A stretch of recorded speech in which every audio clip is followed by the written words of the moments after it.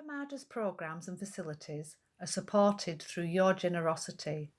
Your support really does make a huge difference. You'll find a link for contributions on the website at appamada.org/contribute. Thank you so much.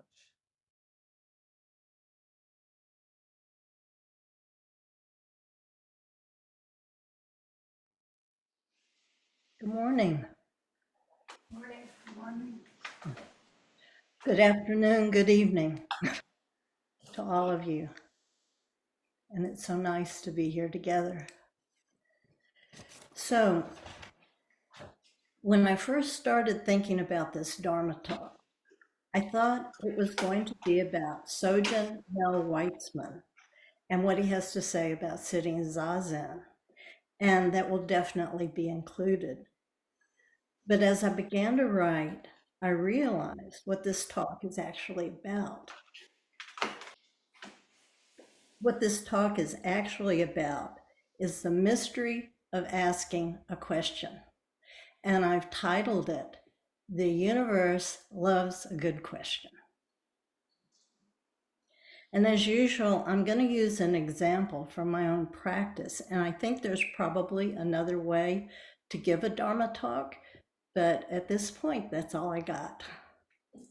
But it is my hope that what I have to say will touch on your own practice and we can sort of practice together. The inspiration for today's Dharma talk began a few months ago during a sesshin with one of my other sanghas, Chapel Hill Zen Center. And as most of you know, there is often some degree of discomfort when we sit zazen for long periods of time.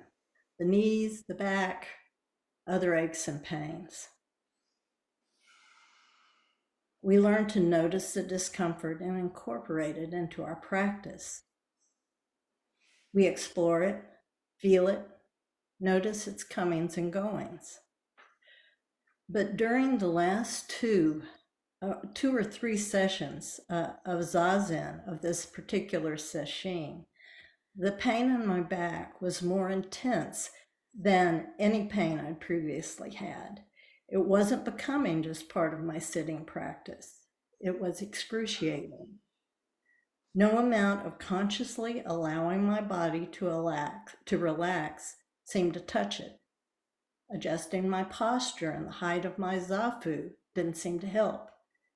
None of the strategies I learned over the years gave even the slightest relief. Pain was constant and unrelenting, and I felt like I couldn't possibly endure it. Somehow I managed not to get up off of my cushion, but I really wanted to. And it was a tremendous relief when that long first day of sesshin came to an end. Maybe some of you have experienced this before.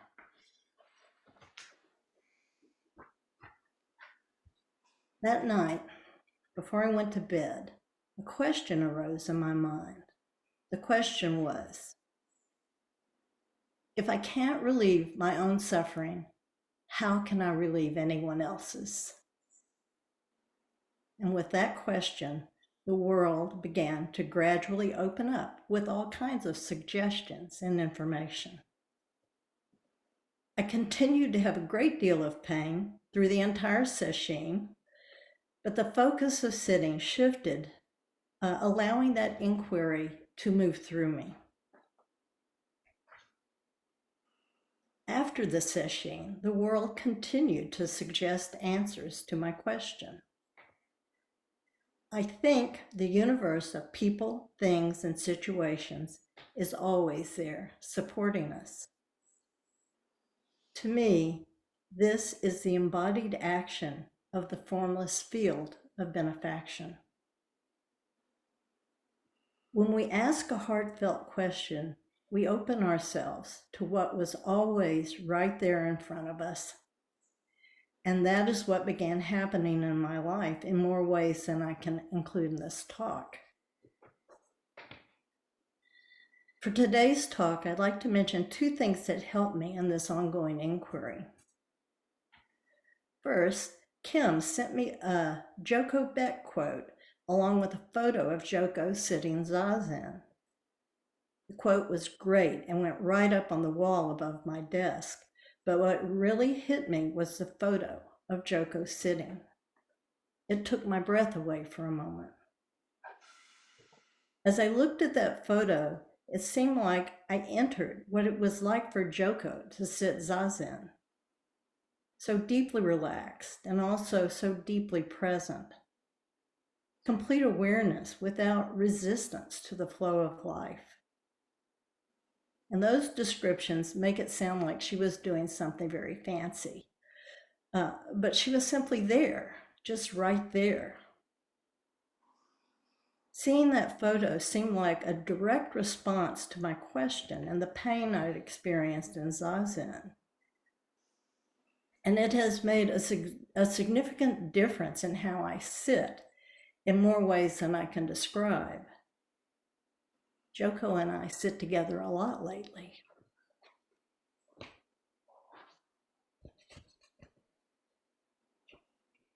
This has been a wonderful breakthrough for me, but I have no illusions that pain while sitting is gone forever. I haven't sat zazen any longer than this hour and a half we did this morning since then. And the next session we'll just see. It will be what it will be. But whether or not pain when sitting is relieved isn't the point, not really. The point is how this being meets life, how she might flow with it fearlessly, how suffering may be relieved. And this is what I'm starting to learn by sitting with Joko. And now I would like to screen share this picture of Joko so you can see it too. So wish me luck here. Okay, there she is. Yay me.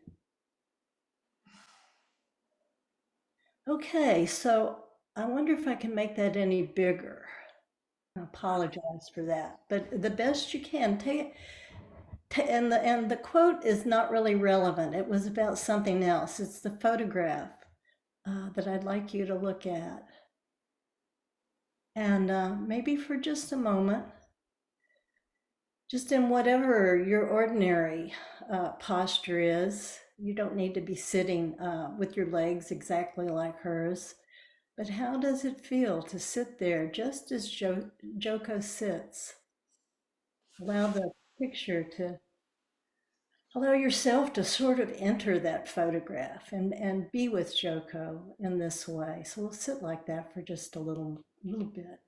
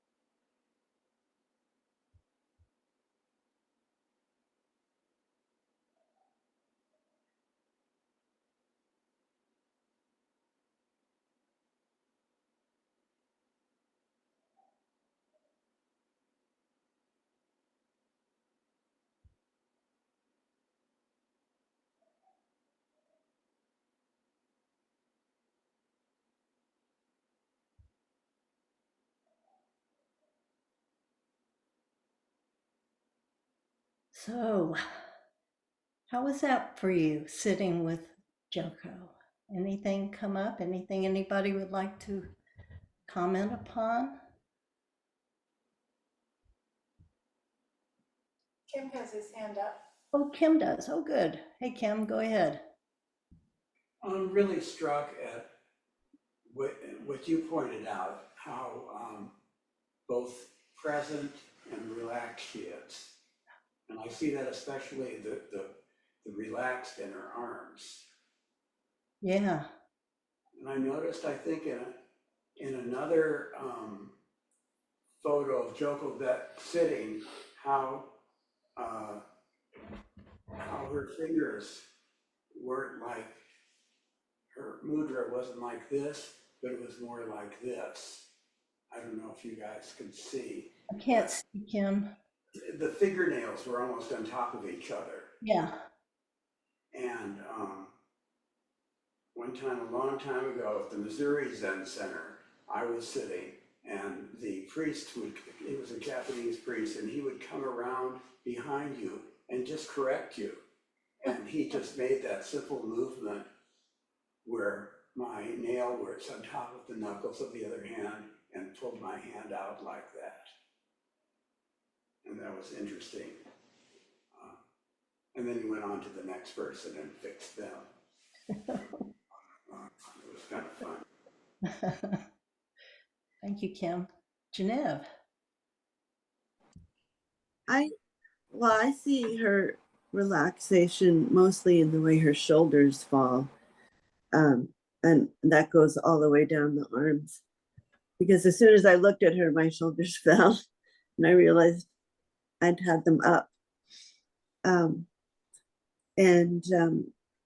There's so much flow in the way she's sitting, and all the parts of her flow together. And yet her spine is so straight. For me, that takes effort, and it doesn't look like it does for her. And it just feels like she's both grounded where she is, and yet her being is reaching out, just sort of radiating out in a very soft way, but also she's sitting in a receptive way. So I'm just interested in that play of, being present and also receiving at the same time. Thank you, Genevieve. I have just one comment. Yeah, go ahead, Lori.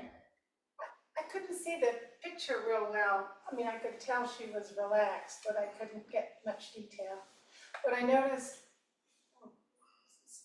I tried to sit in a more relaxed way. And what I noticed was a lot of much more awareness. It's like all of a sudden I was seeing this and that, and there was a lot more going on than I had been aware of before. Thank I you. mean, not just the reflection, but the light and things like that. And then the sound here, so it was really nice. Yeah, it's amazing what you can get from just looking at that photograph. It was for me. I'm glad it has been for others. Lisa. Well, in addition to all the things that others observed about her body, which was quite remarkable because it's so subtle in some ways. It's so apparent, but it's so subtle. But what I really noticed was her face. I really paid attention to her face. And somebody said, oh, there's a sense of flow. And as I'm talking and processing it aloud, that flow for me, it starts with her head, the way she's holding her head, but also she doesn't look zoned out, but I think what's happening with her face is something I never allow my face to do. I don't think my whole face and head ever relax that much. And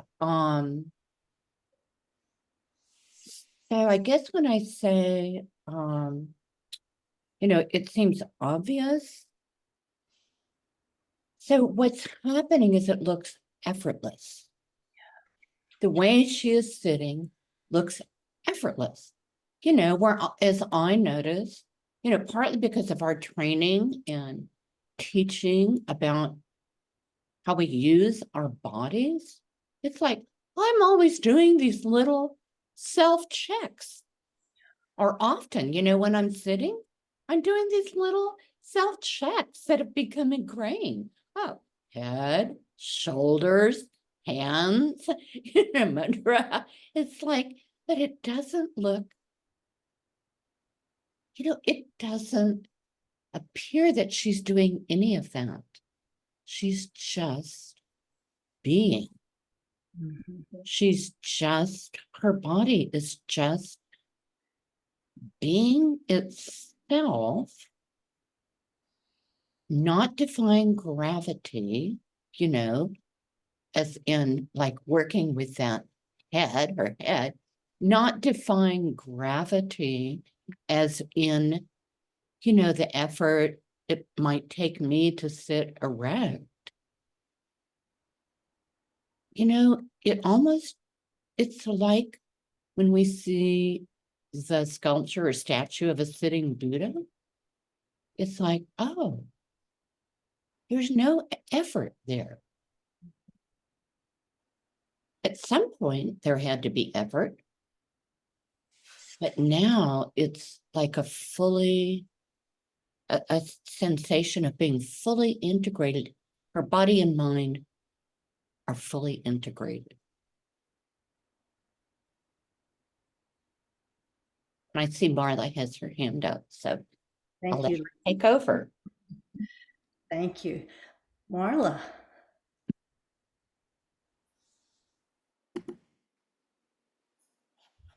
Hi, Ellen. It surprised me that one of the first things I noticed, which may be trivial, but was how close her back was to the wall.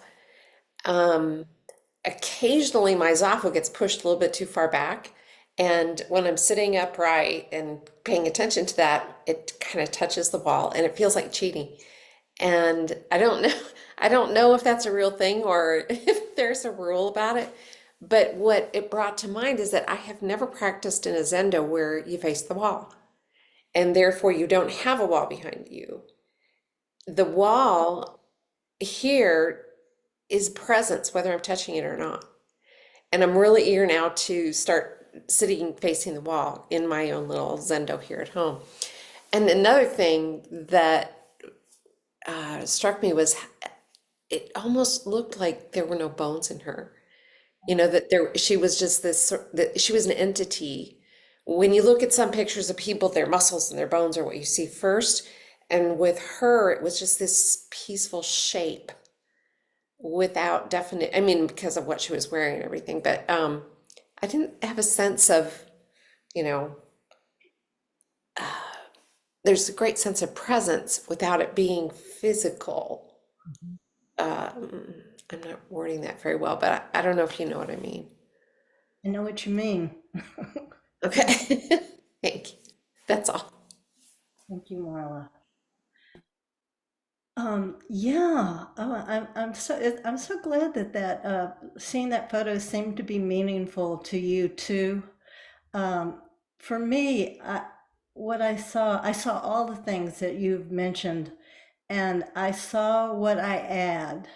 When I sit, I saw I saw there's a certain angst that I'm really not even aware of that I add. And I'll tell you, for example, as soon as the bell rings, 3 rings, I I notice now that I'm paying attention, I notice that I tense with those bells. The muscles in my back tense. And so it was such a revelation to see that and go, no, that's not what the bells mean, you know? And now when the bells ring, I consciously, oh yeah, it means sit like Joko, sit with Joko now, you know? And so it's been a great practice for me. I'm so happy to share it with you. So moving on, there was a second response by the universe to my question. The question being, if I can't relieve my own suffering, how can I relieve anyone else's? And it showed up in the form of Mel Weitzman's book called Seeing One Thing Through. And I was only vaguely familiar with his name. Mel Weitzman was a Soto Zen teacher in Suzuki Roshi's lineage. He was the founder, abbot, and guiding teacher of the Berkeley Zen Center and also co-abbot of the San Francisco Zen Center from 1988 to 1997. He was the editor for Branching Streams Flow in the Darkness. And his recently published book is a memoir and a collection of some of his talks. His chapters on sitting Zazen are some of the clearest and most meaningful I think I've ever read. And as I read his book, I felt it was a response to the question that came up for me during the sesshin. What I'd really like to do is read and discuss every word of Mel Weitzman's book with every one of you. But since that isn't possible today, I'll present a few excerpts that have helped me. Mel Weitzman writes about the balance and harmony of Zazen. He says, when we put forth our total effort to maintain the form and at the same time open ourselves up completely in a passive and accepting way, then we have the perfect balance between doing and being. It's the harmony between these two which accounts for our being either comfortable or uncomfortable. And one of the things I love about this quote is that to me, it puts into words what I see in the photo of Joko sitting Zazen. And both the photo and the things Mel Weitzman says about Zazen seem to respond to my question that I asked during the sesshin. A few more tidbits from Mel Weitzman. Within this most confined posture, we exist in total freedom. Mel Weitzman says, the unity between the active and the passive, between gravity and spirit, the basic unity between things is always there. At the bottom, all things share the essence. The way to express this harmony is through Zazen. It feels like Joko's photo and Mel Weitzman's book appeared in my life in response to my question. Or maybe the question and response are so interconnected they essentially arise together. Or maybe the question just opened my eyes to what was already there to be discovered.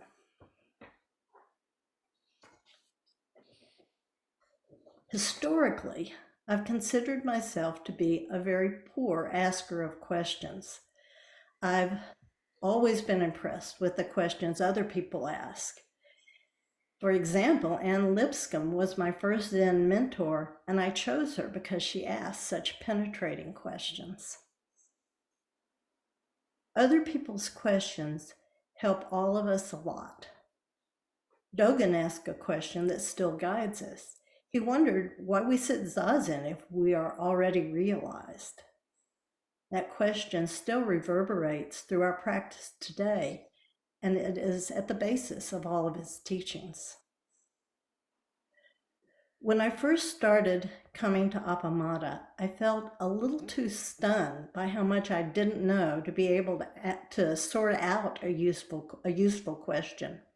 And I mentioned this to Peg. In fact, I remember it specifically. I was in one of my first Dokasans with her, and I said, I didn't know what to ask, and I felt like I was wasting our time. And she said, but you do have questions, right? And that sort of opened it up to, I realized there are all these questions bubbling. I just couldn't quite find them. And it gave me permission to just be patient with myself, that you know, it would all come up. And then sometimes I don't realize I have a question until it begins to be answered.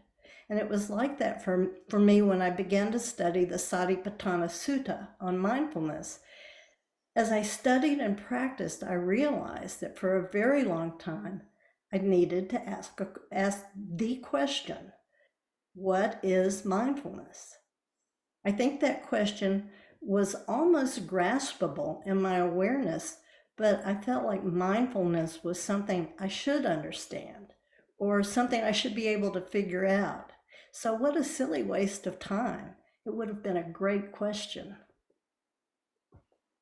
To me, practice is discovery after discovery after endless discovery, and those discoveries arise from questions, even from the questions that have not quite reached our consciousness. The more we sit in the great openness of Zazen, the more likely those questions are to reach the surface. And one question leads to another. Maybe when you're new, you ask the proper form for entering the Zendo, a good question. And over time, the next questions might be, what does it mean to place hands in Gasho and bow?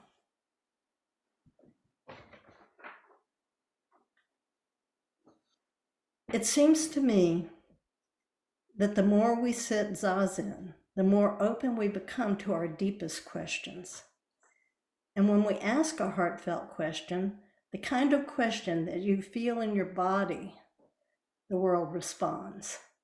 Or as I said before, we become more open to the responses that have always been there. It just takes the question to open our eyes and ears, to open our heart and mind. The questions begin to be answered as Zazen does Zazen. And importantly, we are a huge resource to one another. It was my Dharma buddies who helped guide me to insight concerning my recent question. Kim sent me the photo of Joko, not even knowing about the question that came up for me during sesshin, nor did he know the positive impact it would have on my practice. And one of the Chapel Hill teachers introduced me and others to Mel Weitzman's book. The support we offer each other can be helpful in ways we may never know. And of course, bring your questions to a teacher. So much is learned from the teacher-student relationship. And as for my question, if I can't relieve my own suffering, how can I relieve anyone else's? I've learned a few things so far. One is I must have experience relieving my own suffering for there to be a possibility of benefiting others. Another thing is that what the universe reveals to me in response to my question is in essence the Four Noble Truths. Having this actual lived experience of relieving my own suffering opens the doorway to relieving the suffering of others. And paradoxically, although we can each offer our experience, strength, and hope of our practice to each other, it is up to each of us to discover the relief of suffering within our own practice.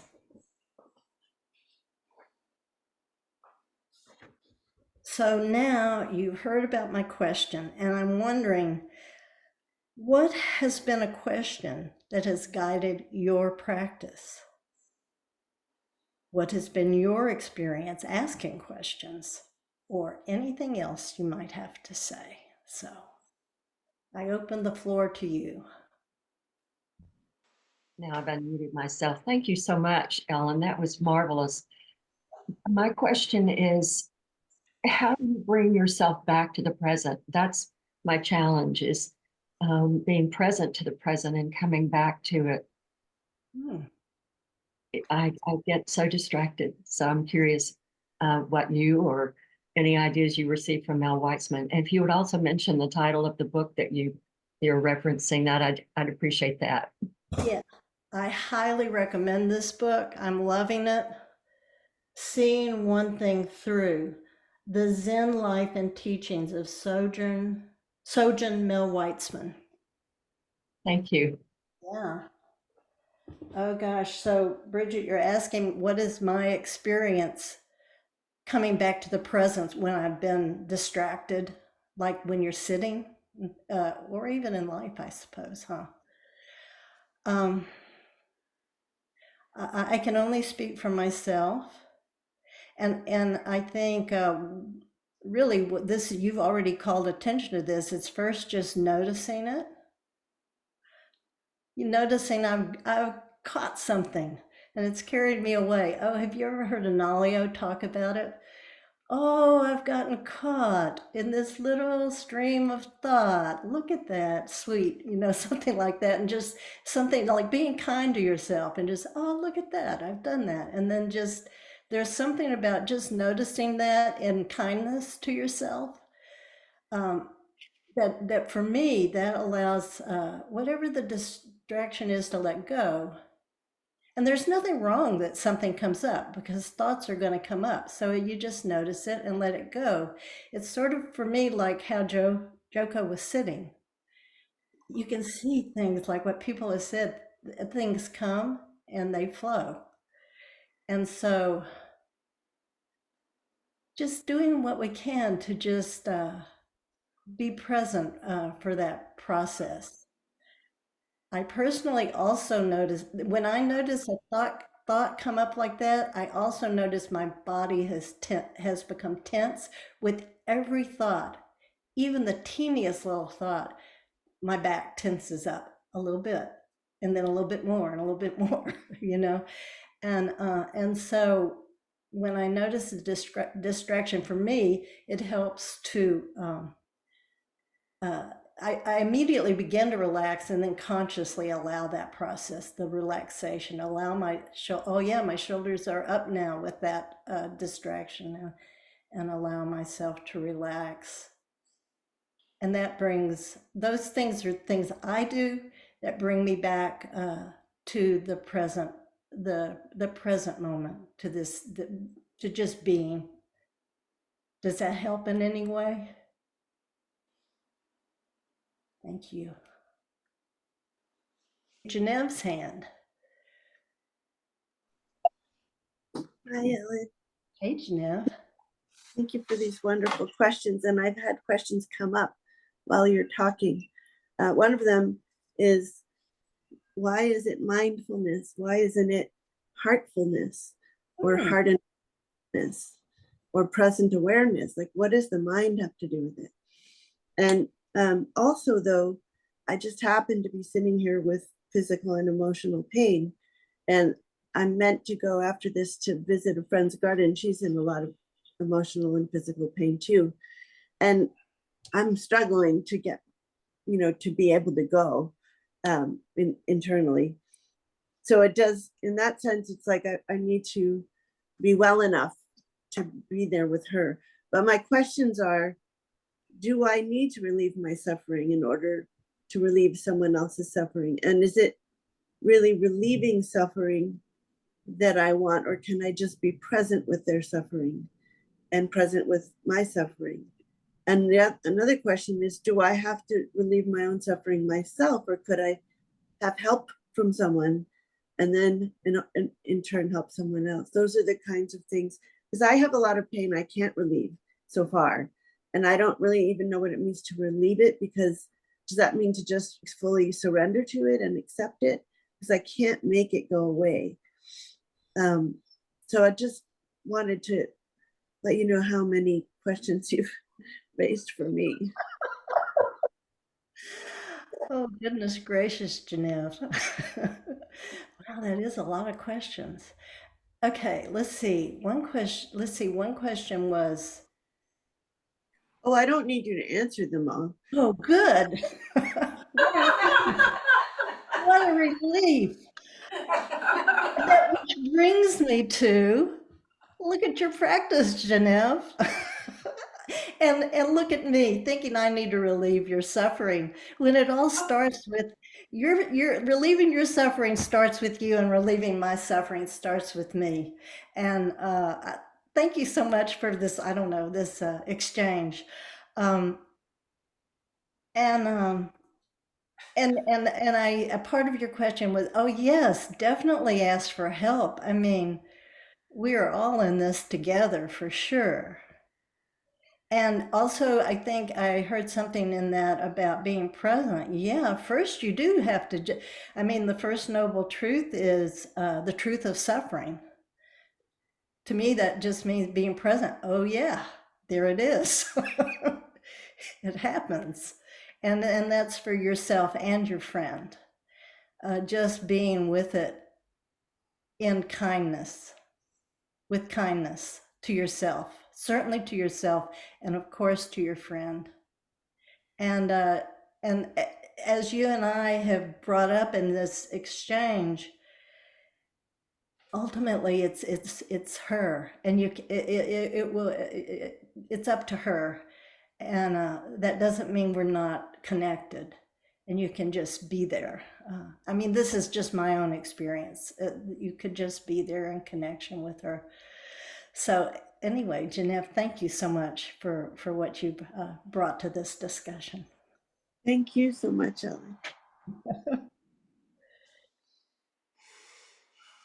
Let's see, what time is it? We have time for one more if there's anything else. Gone. Okay, I think we're good. Thank you all so much for this.